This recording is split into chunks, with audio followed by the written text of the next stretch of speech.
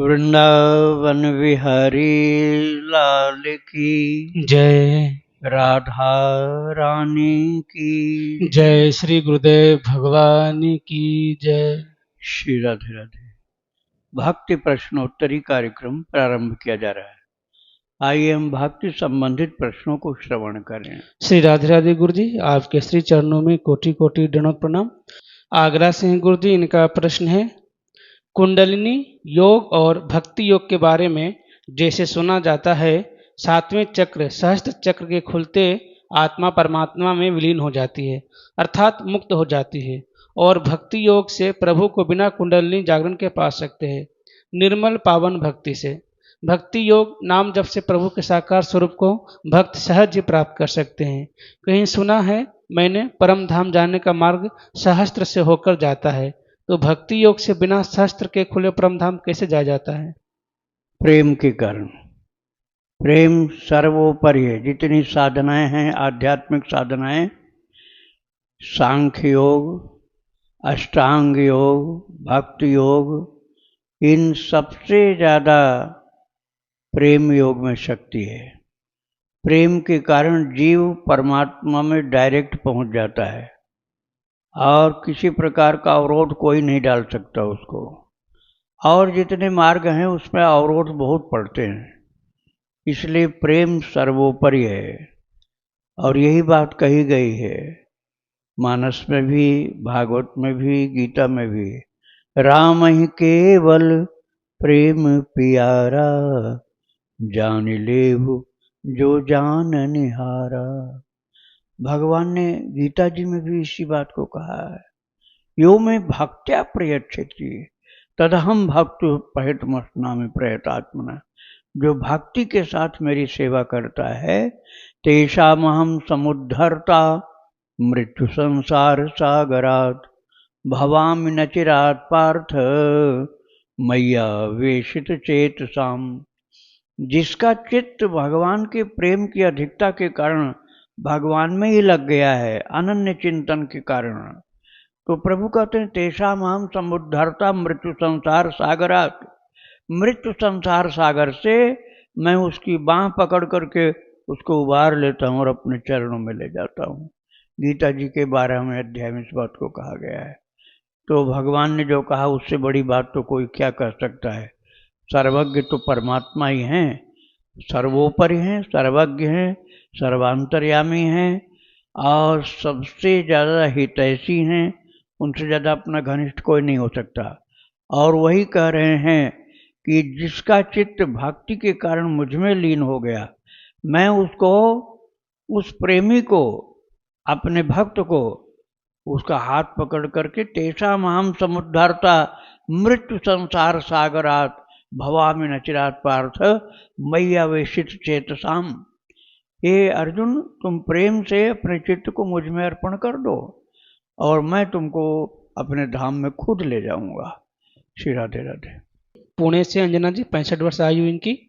इनका प्रश्न है, तबीयत ठीक नहीं रहती है, जिस वजह से माला का नियम अक्सर टूट जाता है। मन में बहुत दुख होता है, मन में जाप का तार टूटने लगता है। इस वजह से पूजा किसी दिन नहीं हो पाती है।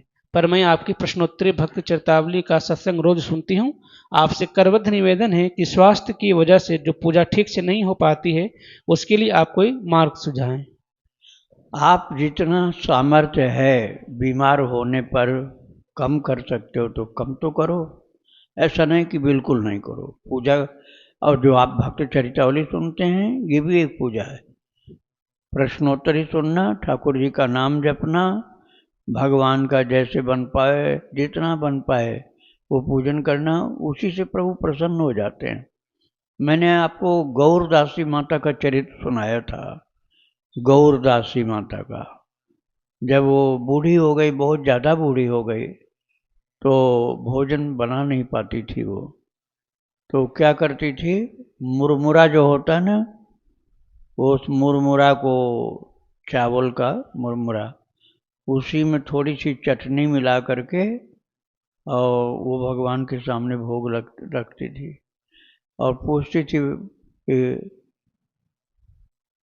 ये पसंद तुम्हें तो आएगा नहीं, लेकिन क्या इसको स्वीकार कर लोगे? तो भगवान ने कहा तू प्रेम से दे रही नहीं इसलिए स्वीकार है मुझको।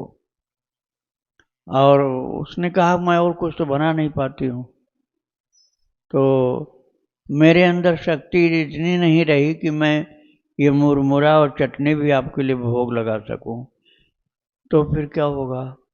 तो भगवान ने कहा केवल जल का भोग लगा देना, मैं जल पी करके ही प्रसन्न हो जाऊंगा। और फिर उसने कहा कि मीत, भगवान को मीत कहती थी वो, उसका प्रिया प्रियतम का भाव था।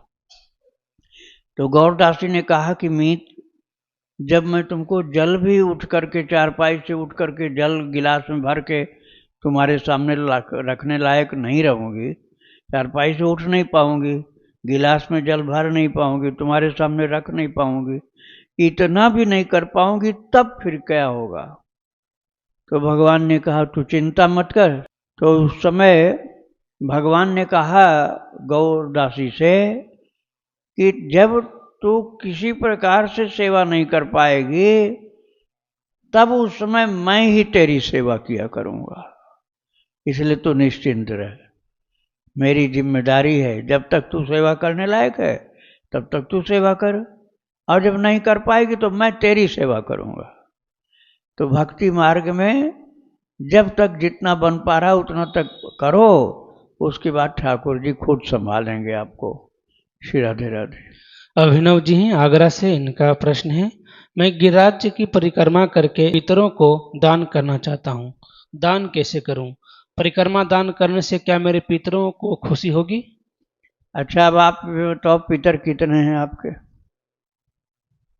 पिताजी यदि नहीं है तो वो पितर हो गए, वो उनके पिताजी वो भी पितर हो गए, उनके पिताजी वो भी पितर हो गए। गिनती कर पाओगे कितने पितर हैं? अरबों खरबों की संख्या भी छोटी पड़ जाएगी। ब्रह्मा से सृष्टि हुई है, अब ब्रह्मा जी तक पहुंच पाओगे? तुम गिनती कर पाओगे? इतना बड़ा कैलकुलेशन, इतना बड़ा हिसाब किताब लगा पाओगे क्या? अरे पता नहीं कितने कल्प से जन्म होता जा रहा है, तो पितरों की संख्या गिनती कर पाओगे? सबकी संतुष्टि कर पाओगे? अरे एक भगवान की पूजा करो, सब देवी देवता पितर सब तृप्त हो जाएंगे। पितरों के चक्कर में मत पड़ो, भगवान से बड़ा कोई पितर नहीं होता है, भगवान से बड़ा दूसरा कोई देवी देवता नहीं होता है। जैसे वृक्ष की जड़ में पानी डालो तो सब फूल पत्ती शाखा प्रशाखा तना मोटा पतला फल फूल सब के सब संतुष्ट हो जाते, पुष्ट हो जाते, हरे भरे रहते हैं। अब तुम एक एक पत्ती में, एक एक पत्ती में पेड़ में चढ़ करके पानी डालोगे और जड़ में डालोगे नहीं, तो कहाँ से वृक्ष हरा भरा रहेगा? और भगवान ने गीता जी के 9वें अध्याय में कहा है, यान्ति देवव्रता देवान पितॄन यान्ति पितृव्रता। भगवान ने कहा जो देवी देवता की पूजा करे तो देवी देवता का पार्षद बनेगा। और पितॄन यान्ति पितृव्रता भूतानि यान्ति भूतेज्या। भगवान ने कहा जो भूतों को पूजेगा वो भूत बनेगा मरने के बाद। आप पितरों की पूजा करोगे तुम पितर लोक तक जाओगे, बस भगवत धाम नहीं पहुंच पाओगे। पितरों की पूजा करोगे तो पितर लोक तक ही जाओगे, भगवत धाम नहीं जा पाओगे। यान्ति मध्या जिनोपिमाम। भगवान ने कहा जो मेरी भक्ति करता वो मेरे धाम में पहुंचता है, पितरों की भक्ति करने वाला भगवत धाम नहीं पहुंचता। तो क्यों बीच में अटकना चाहते हो भाई? अरे तुम भगवान के भक्त हो जाओगे, अपने आप सब पितरों का उद्धार हो जाएगा। भागवत भक्ति के प्रताप से पितरों का अपने आप उद्धार हो जाएगा, उसके लिए तुम्हें कुछ करना नहीं पड़ेगा। और तुम भगवान को छोड़कर पितरों के चक्कर में पड़े रहे तो तुम भी डूबोगे, पितर भी डूबेंगे, और भगवत धाम तो पहुंचने की बात ही नहीं रही फिर। इसलिए केवल भगवान की भक्ति करो, कुल खानदान का उद्धार हो जाएगा। तुम तो जानते भी नहीं कि पितर कहाँ तक थे, कितने थे, और ठाकुर जी सर्वज्ञ हैं, सब कुछ उनको पता है। तो केवल भगवान की भक्ति करो, उसी से सबका उद्धार हो जाता है, कुल खानदान का, रिश्तेदार नातेदार पितरों का। तुम्हारा तुम्हारे बाल बच्चे सब, नाती पोते सबका। इसलिए एक ठाकुर जी की भक्ति करो, यान्ति मध्या जिनो पिमाम। भगवान कहते जो मेरी भक्ति करता वही मेरे पास पहुंचता है, अन्य लोग भटकते रहते हैं। श्री राधे राधे। बरखा जी हैं लुधियाना से, इनका प्रश्न है, मैं जिस हनुमान मंदिर में जाती हूँ वहाँ साईं बाबा की मूर्ति है। मैं सिर्फ सनातन में विश्वास करती हूँ, मैं प्रणाम नहीं करती, कोई दोष तो नहीं? देखो, संत तो थे, भगवान की बात मैं नहीं कर रहा हूँ। भगवान तो एक ही है, ठाकुर जी परमात्मा। वो राम है, वो कृष्ण है, वो नारायण है। लेकिन संत सभी मजहब में हुए। साईं बाबा एक संत थे, जैसे और संत हैं ऐसे वो भी एक संत थे। तो संत को प्रणाम करने में दोष नहीं लगता। मैं ये नहीं कह रहा हूं कि साईं बाबा भगवान थे, लेकिन एक संत तो थे। तुम रहीम को संत नहीं मानते हो क्या? रसखान को संत नहीं मानते हो क्या? अरे जो संत हुआ वो किसी भी मजहब का होगा, वो प्रणम्य हो सकता है। हम उनको भगवान नहीं कहेंगे, लेकिन संत तो मानेंगे। इसलिए आप उनको प्रणाम कर लोगे तो कोई दोष आपको नहीं लगेगा। श्री राधे राधे। अमीषा जी हैं पंजाब लुधियाना से, इनका प्रश्न है, मन बहुत ज़्यादा भटक रहा है। श्यामा जो के शरणागति पाना चाहती हूँ, पर बार बार चिंतन भूत का होता है कि मुझसे यह अपराध हुआ है, मैं लाडली जू के लायक नहीं हूँ। आपका जो अभी ये चिंतन इसलिए हो रहा है कि आपने शरणागति भगवान की नहीं स्वीकार की। और प्रभु कहते हैं जब शरणागत हो जाओगे, सन्मुख होय जीव मोहि जबहि, जन्म कोटि अघनासों तबहि। प्रभु कहते हैं जब जीव मेरे शरणागत हो जाता है तो करोड़ों जन्म के पापों का मैं नाश कर देता हूं उसका। सर्वधर्मान परित्यज्य मामेकं शरणं व्रज, अहम त्वा सर्व पापेभ्यो मोक्षयिष्यामि मा शुचः। प्रभु कहते हैं तू एक बार मेरा बन जा, शरणागत हो जा, अर्थात मेरा बन जा, और किसी का नहीं, केवल मेरा बन जा, तो सर्व पापेभ्यो मोक्षयिष्यामि, मैं तेरे सारे पापों से तुझको मुक्त कर दूंगा। फिर क्या चिंता है? फिर पिछले पापों को क्यों याद करते हो? भगवान को याद करो। पिछले जो पाप तुमने किए जानकर या अनजान में, उनमें से एक भी पाप को याद न करके भगवान की याद करो, नहीं तो पाप तुमको याद करने से ले डूबेंगे। उनको याद करोगे तो और मजबूत होते जाएंगे वो। भगवान को याद करोगे पाप छंटते चले जाएंगे, खत्म हो जाएंगे। भगवान की याद करने से सब पाप खत्म हो जाएंगे, और पापों को याद करने से पाप और मजबूत हो जाएंगे, और भगवान का विस्मरण कराते रहेंगे। तो याद तो ठाकुर जी की करनी, पापों को क्यों याद करते हो? भगवान के हो जाओ, जीवन को प्रभु की सेवा के लिए अर्पित कर दो, भगवान की सेवा में लग जाओ, पापों से मुक्ति मिल जाएगी और सारे बंधनों से मुक्ति मिल जाएगी, और प्रभु के सच्चे प्रेमी हो जाओगे। श्री राधे राधे। इनका दूसरा प्रश्न है, तन मन बुद्धि भ्रष्ट हो चुका है, पिछले हुए पाप याद आते हैं, यह होता है कि मैं बहुत ज़्यादा अधम हूँ संसार में, मैं लाडली जी के लायक नहीं हूँ। तो लाडली जी के लायक कैसे बनोगे तुम बताओ?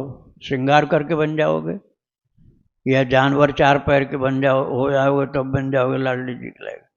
अरे लाडली जी के लायक कोई नहीं बन सकता है। लाडली जी तो आपके प्रेम को देखकर, आपके दैन्य को देखकर, आपके भाव को देख करके अपना लेंगी। उनके लायक दुर्गंधमय शरीर कहाँ से हो जाएगा?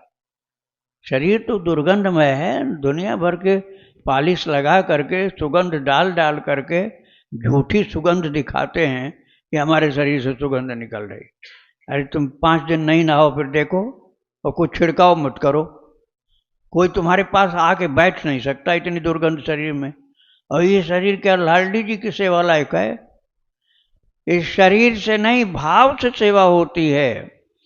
शरीर तो मिट्टी का है, अर्थात पंचभूत का है, हाड़ मांस दुर्गंध का भंडार, टट्टी पेशाब भरा हुआ निकलता रहता है शरीर से, तो ये कहाँ से हो जाएगा पवित्र? केवल आपकी पवित्र भावमयी स्थिति से ही लाडली जी कहिए या भगवान कहिए वो प्रसन्नता से स्वीकार कर लेते हैं। भाव को, प्रेम को देख करके। ऐसा नहीं कि हमारे अंदर इतनी पवित्रता है कि वो स्वीकार करेंगे। पवित्रता किसी के अंदर नहीं होती है। कोई भी मनुष्य इतना पवित्र नहीं होता है कि भगवान की सेवा लायक हो, लेकिन उनका भगवत भाव, प्रेम, भक्ति देख करके ठाकुर जी उनको स्वीकार कर लेते हैं, जो उनका शरणागत हो जाता है। श्री राधे राधे। वंदना जी हैं बिजनौर से, इनका प्रश्न है, महाराज जी क्या कोई वयस्क, बूढ़ा या बुजुर्ग व्यक्ति नाम लेखन जो नहीं कर पाते हैं, उन्हें आपसे दीक्षा कैसे प्राप्त होगा? क्योंकि मेरी माता जी माला जाप करती हैं हरे कृष्ण महामंत्र की, पर गुरुदेव आपसे दीक्षा लेना चाहती हैं। वो नाम लेखन नहीं कर पाती हैं ज़्यादा, क्योंकि वो ज़्यादा पढ़े लिखे नहीं हैं, लेखन भी बहुत कम कर पाती हैं। तो उन्हें दीक्षा प्रदान करने के लिए कोई मार्गदर्शन करें, कैसे आपसे दीक्षा प्राप्त होगी? आप हार मत मान लो इतनी जल्दी, केवल 2 अक्षर सिखाओ, रा म। इतने पढ़ाओ, ज़्यादा मत पढ़ाओ उनको। ज़्यादा उनको पढ़ाने से काहे को श्रम करोगे, और पढ़ने से फायदा नहीं। भक्त चरित्र उनको सुनाना है, भगवान के भक्तों का चरित्र सुनाना है, और राम केवल 2 अक्षर सिखाना है, राम, इतने सिखाओ। और ज़्यादा सिखाओगे तो सीख नहीं पाएंगे। राम लिखना लाल स्याही से चालू कराओ, 1-2 दिन मेहनत करोगे, उनको लिखना इतना आ जाएगा, राम लिखना आ जाएगा। वो लिखने दो और भक्तों का चरित्र सुनने दो। इसी से उनकी दीक्षा भी हो जाएगी और ठाकुर जी के चरणों की भक्ति भी मिल जाएगी। श्री राधे राधे।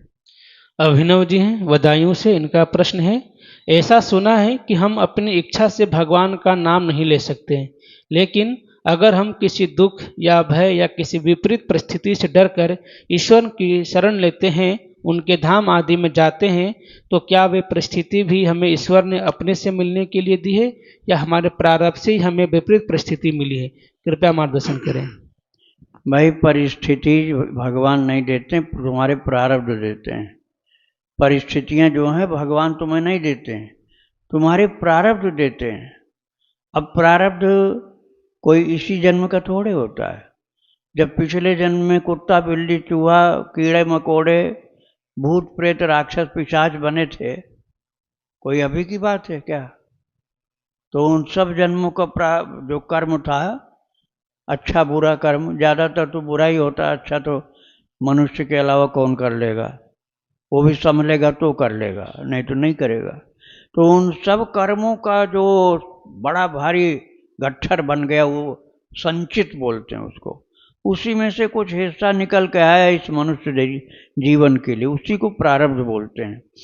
अब आप समझो कि उसी को भोगने के लिए शरीर मिला है, तो कभी दुख मिलेगा, कभी सुख मिलेगा, सब तरह की चीज मिलती रहेगी। तो परिस्थितियां जो आती हैं वो प्रारब्ध के कारण आती हैं, भगवान ने परिस्थितियां नहीं दी हैं। अब हमको जो भी प्रारब्ध के कारण परिस्थिति आती, चाहे अच्छी चाहे बुरी, उस परिस्थिति में हमको ये ख्याल रखना है कि मरना निश्चित है, मरने का टाइम आ रहा है, हम उसको टाल नहीं पाएंगे। इसलिए मरने के पहले हमको भगवान का भजन कर लेना है और प्रभु से प्रेम कर लेना, उन्हीं का हो जाना है। तो परिस्थिति का भी आपके ऊपर कोई विफल करने वाला पावर नहीं काम कर पाएगा। आप परिस्थिति को झेलते हुए भक्ति करते जाओगे और सफल हो जाओगे। अब अनेक जन्म हमारा मनुष्य का थोड़े हुआ, मनुष्य का जन्म तो अभी मिल गया है, पता नहीं पहले था कि नहीं था।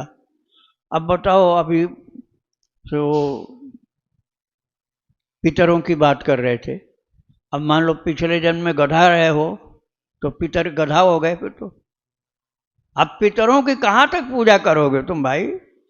मान लो सूअर रहे पिछले जन्म में और सूअर के बच्चे बने, तो सूअर जो पितर था और उसके पास पूजा करने पहुंच जाओगे? ये महामूर्खता है। भगवत भक्ति के अलावा और दूसरों की भक्ति करना केवल अज्ञान की बात है। इसलिए केवल भक्ति करो, चाहे शरीर कैसा भी है, प्रारब्ध कैसा भी है, परिस्थितियां कैसी भी हैं, बहुत खराब परिस्थिति में हैं, गरीबी में हैं, दुख में हैं, बीमारी में हैं, तब भी हमको भजन नहीं छोड़ना है, क्योंकि यदि हमने भजन छोड़ दिया तो घाटा अपना है, मृत्यु आ जाएगी जल्दी और रह जाएंगे खाली। जब भजन नहीं किया तो बिल्कुल बेकार हो गया हमारा जीवन। इसलिए परिस्थिति कैसी भी आवे, भक्ति मत छोड़ना, खूब भजन करना, और पितरों के चक्कर में मत पड़ना। जो जिंदा हैं, माता पिता जिंदा हैं, उनका आदर करो। अब मर गए हैं, उनका एक बार पिंडदान कर लो, उसके बाद तो भक्ति में लगे रहो रात दिन। तुम्हारी भक्ति के प्रताप से उनका उद्धार होगा, चाहे जिस योनि में हो। तो परिस्थितियों को झेलते हुए भक्ति करते जाओ। भगवान ने परिस्थिति नहीं बनाई है, प्रारब्ध ने परिस्थिति बनाई। श्री राधे राधे। काव्या जी हैं जयपुर से, इनका प्रश्न है लड्डू गोपाल की सेवा में कितनी गलती हो जाती है, तो वह कैसे माफ होगी? अपने बच्चे की सेवा करने में तुमसे कभी गलती नहीं हुई क्या? माता पिता की सेवा करने में कभी गलती नहीं हुई क्या? हुई है। जब अपनापन होता है तो माफ कर दिया जाता है। जहाँ अपनापन होता वहाँ माफ, जहाँ परायापन है वहाँ तो हर बात पर टोक टाक होगा, हर बात पर गुस्सा होगा, हर बात पर एतराज होगा। लेकिन जहाँ अपनापन हुआ, मतलब बिल्कुल सगे संबंधी वाली बात आ गई, तो वहाँ हर समय क्षमादान करने के लिए तैयार रहते हैं। और हम ठाकुर जी के ही हैं, हम भगवान के ही हैं, तो भगवान के ही हम सब कुछ हैं। उन्हीं के बेटे हैं, उन्हीं के संतान, उन्हीं के अंश हैं, उन्हीं के सखा हैं, उन्हीं की प्रिया हैं, उन्हीं का सब रिश्तेदारी हमारी है। तो जब भगवान के ही हम हैं तो भगवान हमें माफ करेंगे। आप इसका विश्वास रखो। अपनी ओर से जानबूझ के गलती नहीं होने पावे, अनजान में जो गलती होगी उसके लिए प्रभु क्षमा करते रहेंगे, क्योंकि वो कृपा के स्वरूप हैं। है तुलसी प्रतीत एक, प्रभु मूर्ति कृपामयी है। भगवान कृपा के ही बने हुए हैं, तो निश्चित ही क्षमा करते रहते हैं, क्षमा के स्वरूप हैं वो। आप उनके ऊपर विश्वास रखो कि वो मुझे अपना बना लिए। बस आप भक्ति करते जाओ, वो खुश होकर के आपको क्षमादान देते रहेंगे। राधे राधे। निर्मला सीकर जी गुरु जी राजस्थान से, इनका प्रश्न है महाराज जी सोच भी नहीं सकते ऐसे स्वप्न आते हैं मुझे। कई साल पहले हनुमान जी को अपना दूध पिलाया। एक दिन वो कुर्सियां डाल रहे हैं जिन पर हम बैठे थे। यह मैं सब बातें भूल गई, लेकिन 5-7 दिन पहले बाल रूप में हनुमान जी मंदिर में मैंने गोद में लेने के लिए हाथ उठाया, इतने में ही मेरी बेटी ने मुझे जगा दिया। ऐसे स्वप्न का क्या मतलब हो सकता है? जब भी तबीयत खराब होती है तो मैं मंदिर भी जाती हूँ। ये स्वप्न तो बहुत अच्छा है। हनुमान जी को दूध आपने पिलाया स्वप्न में, बहुत बढ़िया स्वप्न है। अंजनी माता का पद मिल गया आपको। हनुमान जी का माँ का नाम क्या है? अंजनी। अंजना कहो चाहे अंजनी कहो, हनुमान जी की माँ का नाम है। तो अब हनुमान जी को आपने स्वप्न में दूध पिलाया तो आपको अंजना माता वाला पद मिल गया, अर्थात आप माँ की पदवी प्राप्त कर लें। तो आपको ये बहुत बढ़िया स्वप्न दिखलाई पड़ा है। और भक्ति में लगे रहो, भक्ति संबंधित आशीर्वाद आपको मिलता रहेगा, और स्वयं हनुमान जी भगवान आपको आशीर्वाद देते रहेंगे। ये स्वप्न भी दर्शन के ही जैसा होता है। प्रत्यक्ष दर्शन सब लोग सहन नहीं कर सकते हैं। प्रत्यक्ष दर्शन आंखों के सामने ठाकुर जी प्रकट हो जाए, हार्ट फेल हो जाएगा, सहन नहीं कर पाओगे। स्वप्न में या ध्यान में दर्शन देते हैं तो सहन हो जाता है। और प्रत्यक्ष देंगे भी तो रूप बदल के देंगे, वास्तविक रूप में नहीं आएंगे, कुछ वेश बदल के आएंगे, कभी नौकर चाकर बन करके आएंगे, जैसे श्री खंडिया बन करके एकनाथ संत के यहाँ रहते थे, और ऐसे बहुत से त्रिलोचन सेठ के यहाँ अंतर्यामी बनकर रहते थे। तो वेश बदल करके भगवान भले हमें प्रत्यक्ष दर्शन जल्दी नहीं दे सकते हैं, तो ध्यान में या स्वप्न में दर्शन देते हैं, वो भी परम कल्याणकारी होता है। श्री राधे राधे। गोविंद दास जी गुरु जी काठमांडू नेपाल से, इनका प्रश्न है साधु संत लोग सिले हुए वस्त्र क्यों नहीं पहनते हैं? भाई आप तो खूब पहनते, देखो मैं भी पहने बैठा हूँ। सिला हुआ कपड़ा है। अब तुम मुझे साधु संत नहीं मानो तो अलग बात है, लेकिन सिला हुआ कपड़ा तो मैं भी पहन के बैठा हूँ। अब वो बात जो तुम कह रहे हो पहले चलती थी, पहले मैं भी सिला हुआ नहीं पहनता था। उसका मतलब ये था त्याग का एक स्वरूप, कि हमको कहीं बाजार नहीं जाना होगा, दर्जी की दुकान पर नहीं जाना पड़ेगा। उस समय ये रहता था कि जो कपड़ा कहीं भी नदी के बालू में कफन का टुकड़ा, कफन ये कफन रहता है ना मुर्दा के ऊपर, तो वो टुकड़ा पड़ गया। अब विरक्त साधु की बात है ये सुखदेव जी महाराज कहते चीराणि किम पथिन संते दिशंति भिक्षाम नैवांघ्रिप परिभृत सरितोप्यछुष्यन। क्या चीर अर्थात फटे पुराने कपड़े गंगा जमुना के किनारे नहीं मिल जाएंगे? हम क्यों बाजार में जाएं कपड़ा खरीदने? ये त्याग वाली बात है। तो प्रारंभ में त्याग बहुत आवश्यक होता है, इसलिए उस समय कपड़ा जैसा मिला लपेट लिया, सिलाने के चक्कर में नहीं पड़ते हैं। लेकिन जब संसार में रहना होगा, आश्रम बना कर रहना होगा, लोगों के संपर्क में आना जाना पड़ेगा, तो वही लोग कह रहे हैं बाबा एक ऐसा फटा हुआ लपेट रखे हो, हम सिलवा देते हैं आपका। तो पहले तो वो सिलवाएंगे, इसके बाद बाबा खुद कहने लगेगा ऐसा सिलवा के लिया, मेरी पसंद का लिया। तो थोड़ा थोड़ा संसार में मिलना पड़ जाता है। पूरा वैराग्य हर किसी का जल्दी निभता नहीं है, जितना निभ जाए उतना निभाते हैं। श्री राधे राधे। इनका दूसरा प्रश्न है, रामानंदी संप्रदाय में भी अलग अलग तिलक और अलग अलग रंग के पोशाक क्यों धारण करते हैं? भाई वो होता है, एक तो शुक्ल होता, शुक्ल वर्ण और पीत वर्ण, ये दो मुख्य होते हैं, सफ़ेद कपड़ा और पीला कपड़ा। और तिलक की जो बात है वो द्वारा के अनुसार होता है। तो द्वारा 52 द्वारा हैं, 52 द्वारा हैं, 52 मतलब संप्रदाय की ब्रांचेज, उसको द्वारा बोलते हैं। तो वो जिन द्वारा के द्वाराचार्य ने जो तिलक धारण किया था वो परिपाटी हो जाती है। जैसे अब हमने सफ़ेद श्री लगाया है बीच में, इसको शुक्ल श्री बोलते हैं, और लाल लगाते हैं रक्त श्री बोलते हैं, बिंदु वाले श्याम श्री बोलते हैं, काली बिंदी लगा लेते हैं। तो ऐसे बहुत सारे तिलक होते हैं, वो गुरुदेव की परंपरा के अनुसार होता है। जो गुरु ने आपके लगाया है वही आपको धारण करना पड़ेगा। ये द्वाराचार्य से पहले चलता था, और उसी के अनुसार कुछ न कुछ कथा सब में है। जैसे मंदिरों की सुरक्षा के लिए संतों को भागना पड़ा, और उस समय अब उनको लाल श्री खोजना और फिर लगाना, इसमें टाइम बहुत लगता, तो वैसे के वैसे वो भाग पड़े। तो फिर वो जब लौट करके आए और विश्राम करने लगे, तो एक बिंदी लगा दिया, जानकी जी ने बिंदी लगा दिया। अब बिंदी वाला साधु हो गए।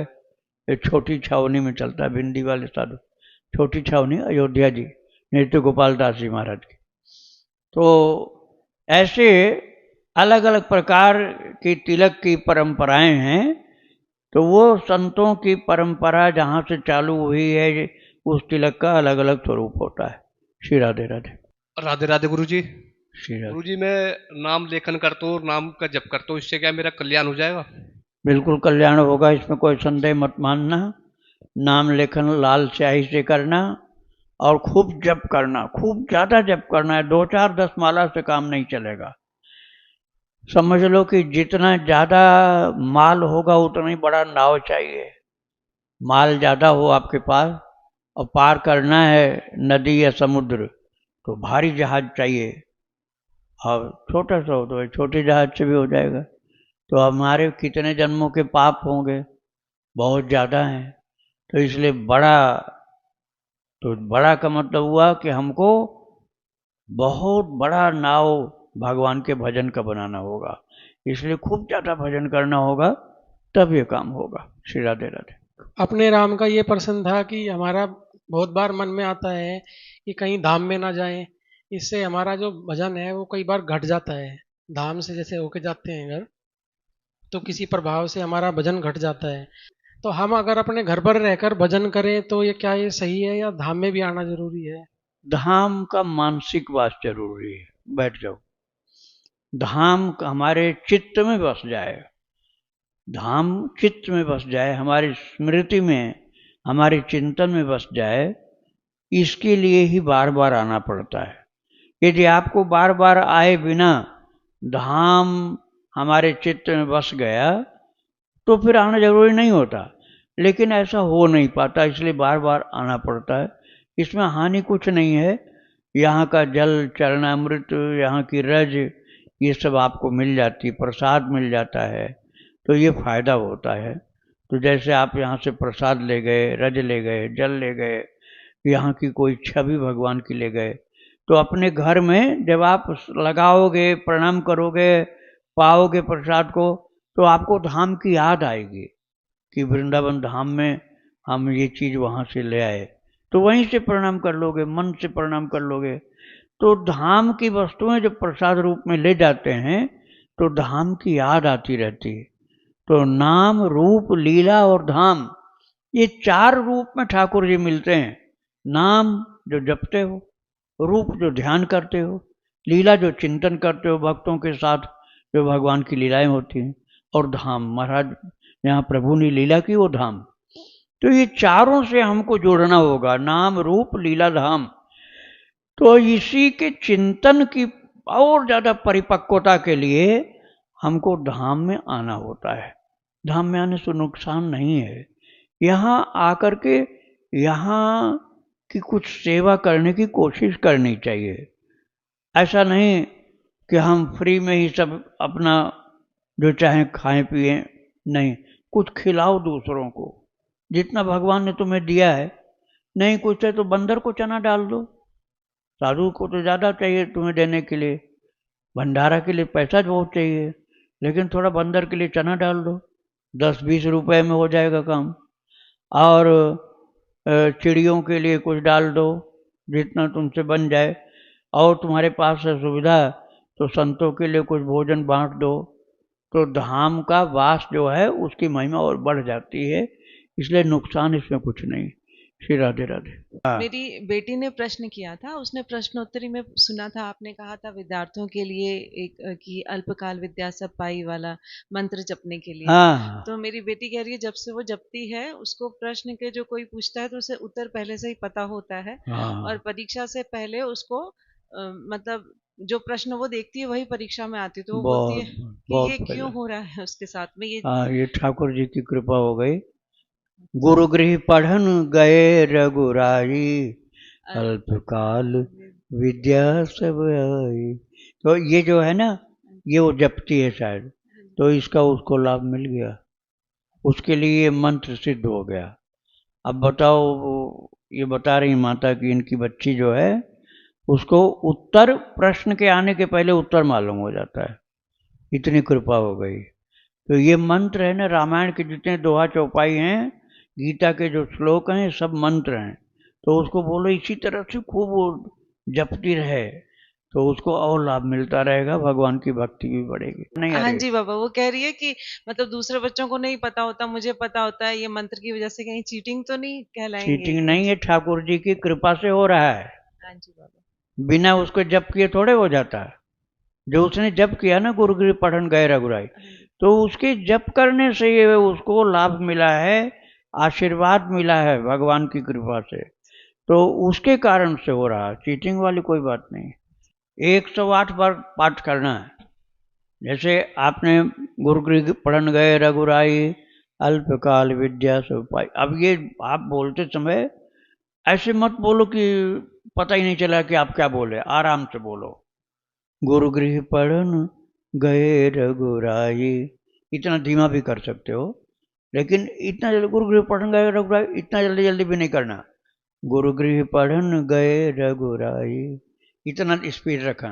तो एक बार बोल के एक मन का सरकाओ, तो जब 108 बार होगा तो माला पूरी हो जाएगी। इतना बोलना है। राधे राधे। वृंदावन बिहारी लाल की जय। राधा रानी की जय श्री गुरुदेव भगवान की जय। श्री राधे राधे।